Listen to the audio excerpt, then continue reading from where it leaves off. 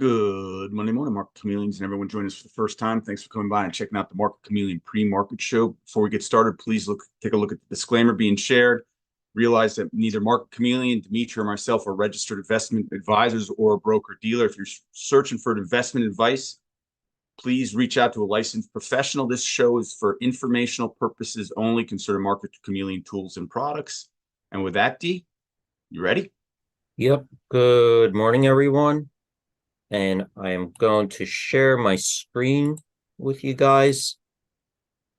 And a quick note, if you're joining us for the first time, Will and we do these shows in the morning to try to help answer questions you have about the Market Chameleon tools, the data, or the analytics.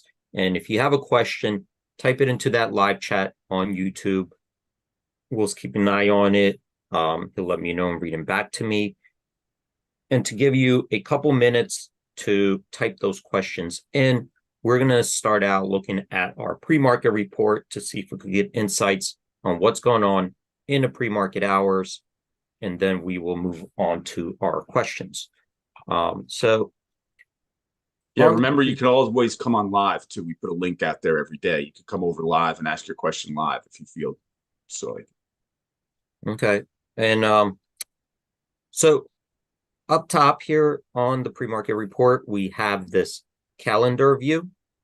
And we have summary statistics for the pre-market activity on those historical dates. And we do that so you could compare today's activity to the most recent days to see if something is unusual or if you eyeball and spot some kind of a trend. So let's go to today's, April 29th. And here we see we have 518 stocks trading higher in the pre-market, 281 stocks trading lower. We have 165 million shares trading on up volume, 55.8 million shares trading on down volume. If we convert that volume to dollar value, we have $5.6 billion worth of stock trading higher and $1.1 billion worth of stock trading lower. So from that perspective, it looks like the trading in pre-market, it has a bullish lean or more positive lean. Let's look at it from a couple more perspectives, then we will move on to our questions. And I'm going to scroll down. And now we see this more granular view. We have the stock symbols with prices and price changes and volume. And we have our most active list in the pre-market hours, stocks with the biggest percentage gainers and the biggest percentage decliners. I'm looking here and I have 75 stocks that made it onto our biggest percentage gainers list, 52 on our largest decliners list. So from that perspective, it also points to a more bullish lean in pre-market. Now, to make this list, we do set thresholds in place because stocks in pre-market can trade on very low volume, low liquidity. And if it meets our thresholds, it can make it onto this list. And that includes small cap stocks, ETFs, can be a preferred stock, a leveraged ETF, or even an inverse ETF. And to narrow down this list to a smaller group of stocks, we could use our filters above. I always mention if you have a watch list and you track a certain group of stocks, you can use your watch list and filter out this report by those stocks that you're tracking. We're going to use the filter in ETF in our example. So I'm going to click on that. We get a drop-down menu to select from. These are different ETFs. We're going to choose SPY, which is the S&P 500 ETF. And when we did that, you could see that the stocks that this report got filtered by the stocks that are holdings in the SPY ETF. And these are S&P 500 constituents. And now we narrowed down our report to the S&P 500 stocks. And here we see that 12 stocks made it onto our biggest percentage gainers list, 7 on our biggest decliners list. So that also indicates a slightly more bullish lean in pre-market hours. We looked at it from 3 different angles, and they all point to a similar indication that so far traders in a pre-market have a more bullish sentiment. So we gave it a couple minutes. If we have some questions, I'll take them now. Nothing's popped up in the question side, D. Okay. So we had 2 questions left over that we could discuss. So one of them was asking if we use the AI technology in Market Chameleon, and how do we use it? Another question was, can you do something like a case study? I'm trying to remember off the top of my head, but a case study to show me how to use a combination of tools that will find me a winning trade and make profits. Okay? Yeah, that was from Jackie a couple days ago. All right. So, well, let's take them. I'll have to take them separately. They're 2 different questions. So, let's take the second one, how to find, how to use the tools to, find winning trades and make profits. And let me see if I could paint you the picture here. This is a paint. Maybe I should do a notebook. Well, let me try this. I'm going to use it in paint. And I get this question sometimes, and it typically comes from, users who they're not coming from a professional trading background, right? So it would be more, users trying to learn about trading, get into trading, and they'll ask that question. And so the idea is like this. The end result is that they're looking at end result, right? Here's let's say here, this is the end result. How do I get to, wait a minute, how come this isn't?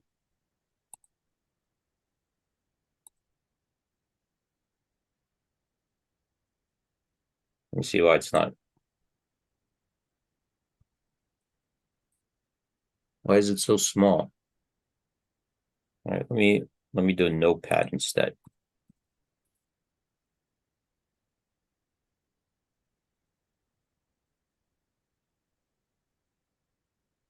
All right, let me do a notepad instead.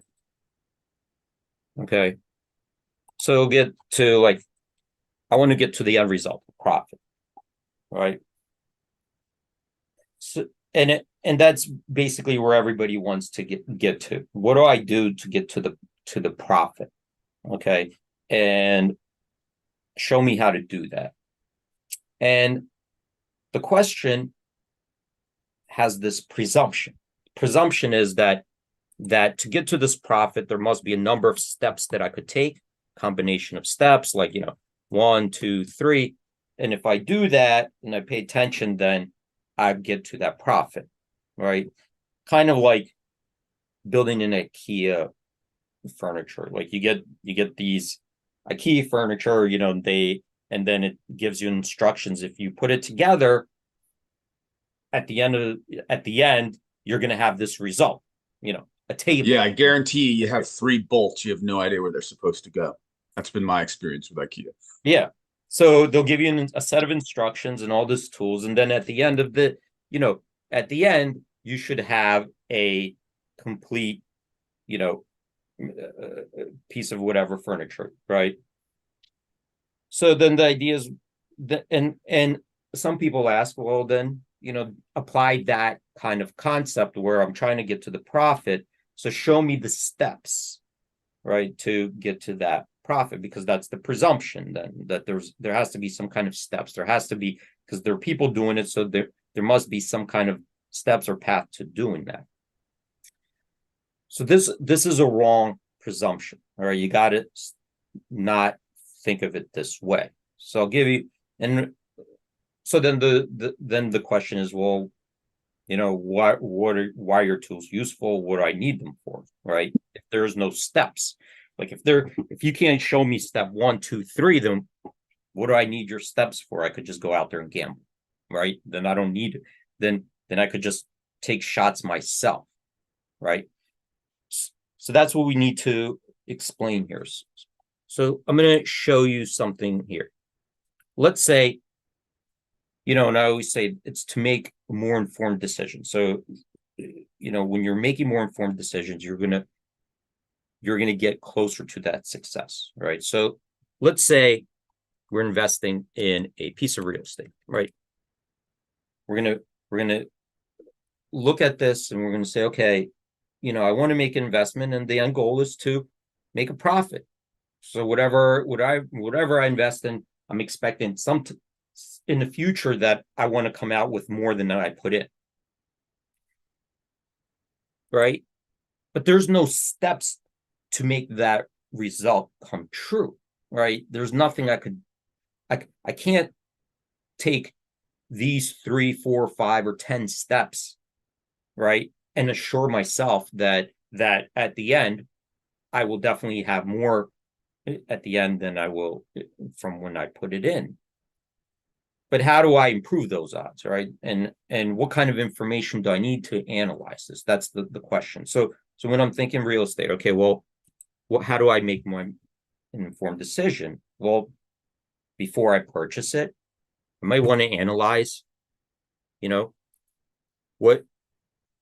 were the last sales? If I'm going to buy for 100,000, does it make sense if they're all selling for 80,000? Or maybe, if they're selling 120,000, maybe I'm getting a good deal. I don't know, but I have to start analyzing. What about the taxes? How high are the taxes before I get into it? I'm going to have to pay taxes. All right. What are the taxes last year? Are they expected to go up? If I buy it at a new price, will they go up? Have they been trending higher? Are there reasons that they could go up? Unemployment and so forth. So now I have to analyze that. What about insurance? Right? I need to insure the place, right? Unless I don't care if it burns down and I lose everything. How much is insurance? And what are the different rates and how much am I covered? What about mortgage rates? Right? What type of mortgage rates are out there? Right? 5%, 8%. Where can I get the best deal? And what kind of terms can I get? Should I take a 15-year, 30-year? I need to analyze this stuff. Unless I'm just going to go in there and hope that, I just get lucky, but you need to know this. What about rents? What are the annual rents that I could get here? Can I, and what other choices do I have? Can I Airbnb it? And what kind of rents can I get Airbnb? What are the terms? What do I need to invest in?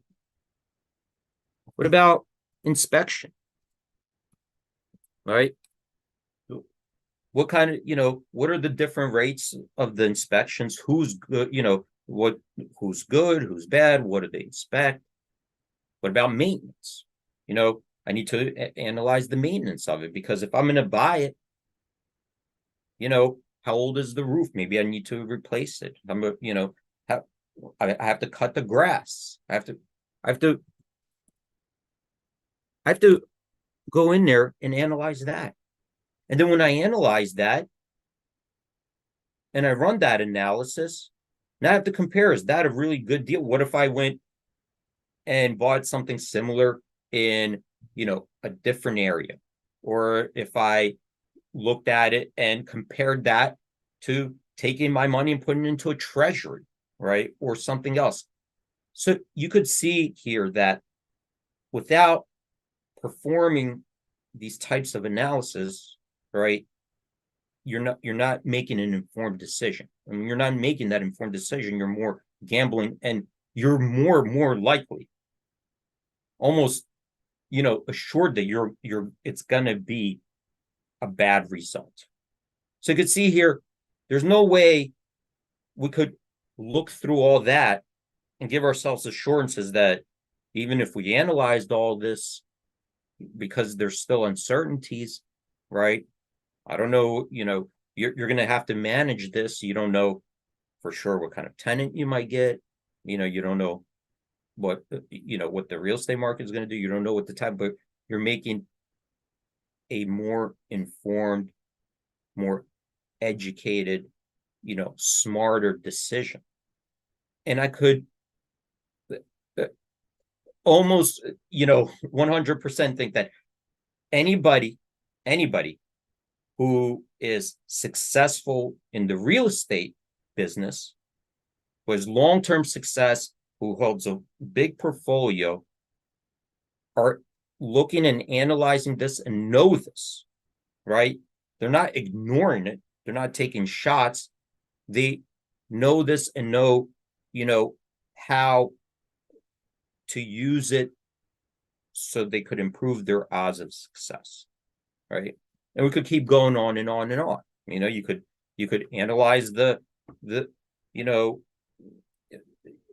job market in the narrative, right? The new construction, how much does it cost to replace it, and so on. So the more information that you're feeding your models, and you're improving your odds of success over a longer term. And nobody could tell you how to do it, because each instance is going to be somewhat different.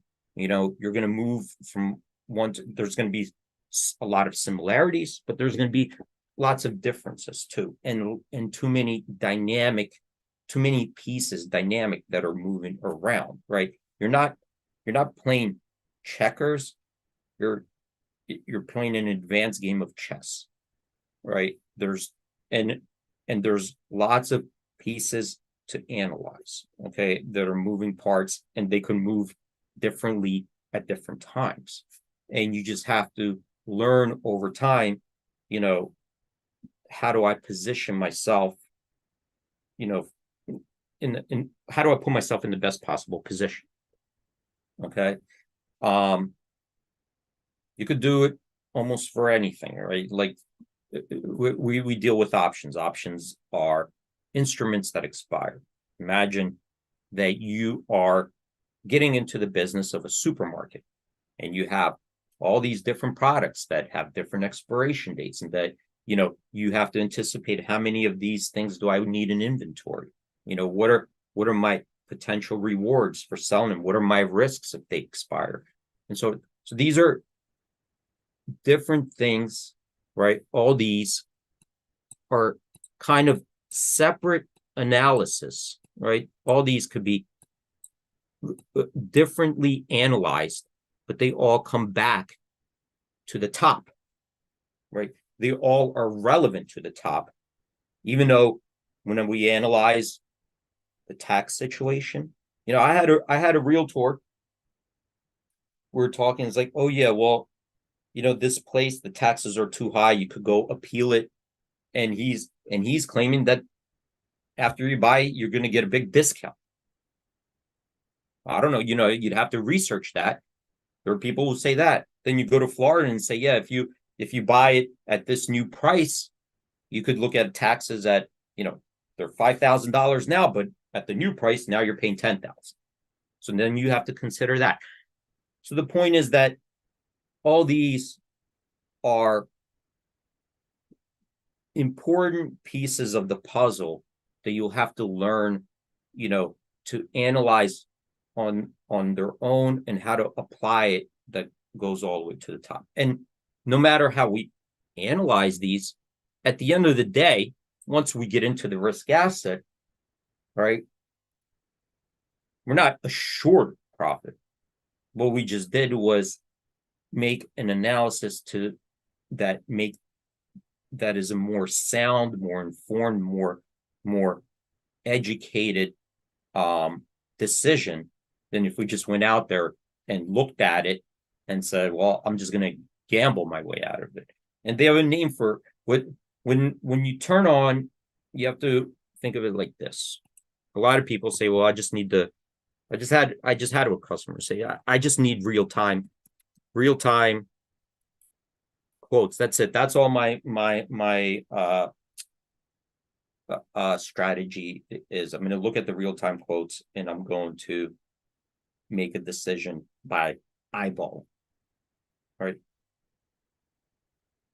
Our industry, and you could look it up yourself and you could read about it, is that this is a common trap for retail investors. And what happens is you turn on these real-time quotes and you're making the most uninformed decision possible, because all you're doing is looking at a raw data point moving around. It's like if I was watching the price of this moving around and making an impulse decision without analyzing any of this other stuff, right? And those terminals, right? They collect those orders, all those terminals that provide real-time quotes to uninformed traders, right? They call them uninformed traders.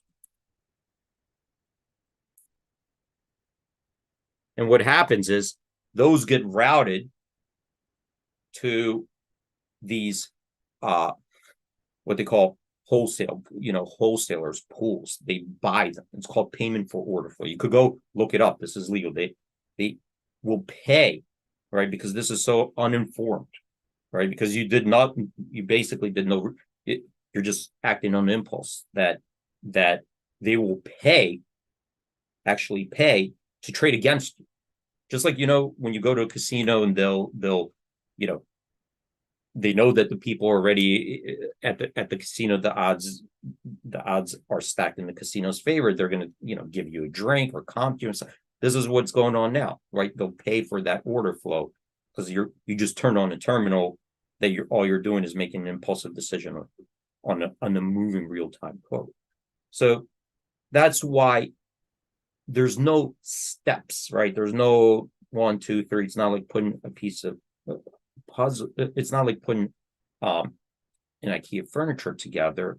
But what you're doing is, when you're dealing in a risk asset with uncertainty, what you want to do is collect the most information you can to put yourself in the best possible situation, best possible position, that you're more likely to succeed. Does that hopefully help that answers that question? Wait, Will, you're on mute.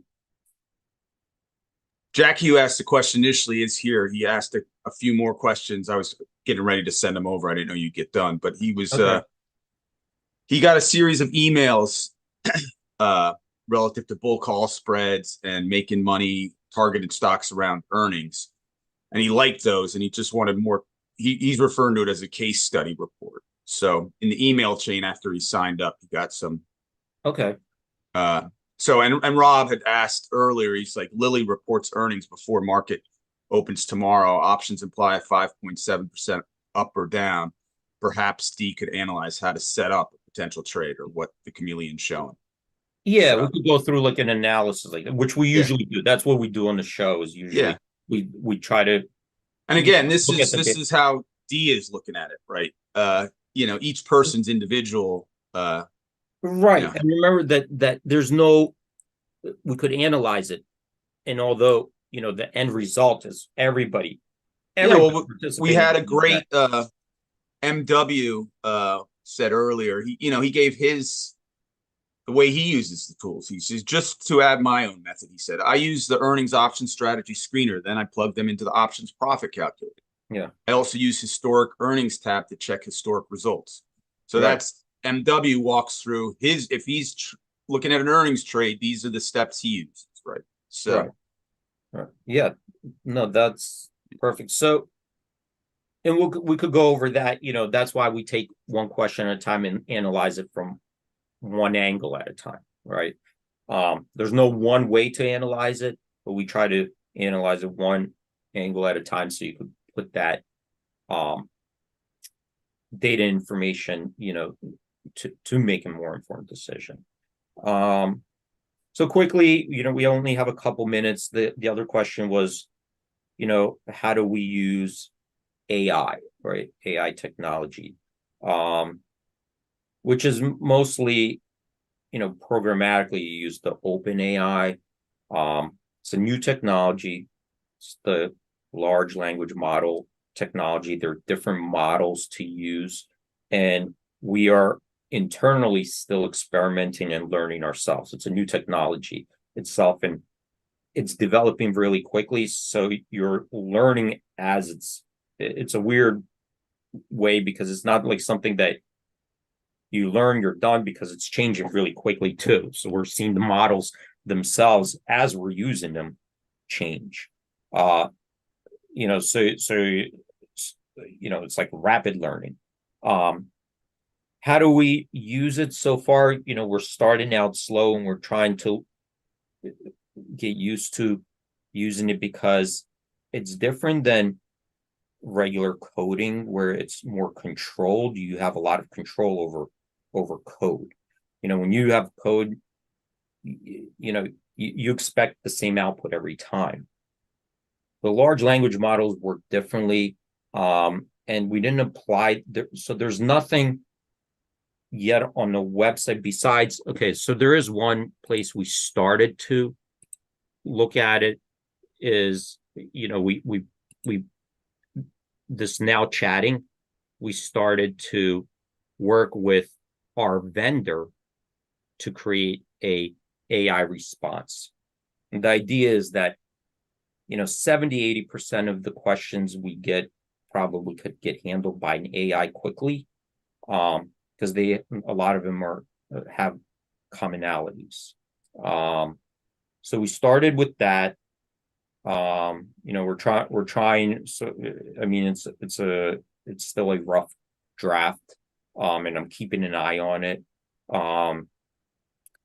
And then we're internally, we are working on things, but not on stuff that you would see on the website, because we're developing it to see ourselves, going forward, like how do we set up the data. So the model itself, large language model, think of it as, it's like any model.